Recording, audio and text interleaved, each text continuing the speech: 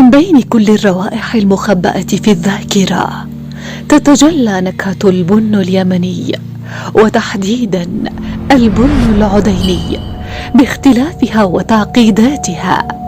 نكهة يعيش المتذوقون كل تفاصيلها بأرواحهم، مع كل رشفة تقديرا منهم لرحلة البذرة منذ البداية، مرورا برحلتها إلى محلات العوضي ووصولها إلى أكواب عملائهم.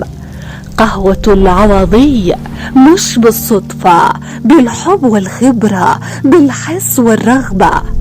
إنه المذاق المميز والتاريخ العريق الذي يتوفر في مكان واحد، مركز العوضي، لتحميص وطحن أجود أنواع البن والقشر اليمني، وأجود أنواع الزبيب واللوز اليمني، وكل احتياجاتكم في عالم البهارة والعطارة. عنواننا: إب حزم العدين، سوق الاثنين، دخلة المقوات.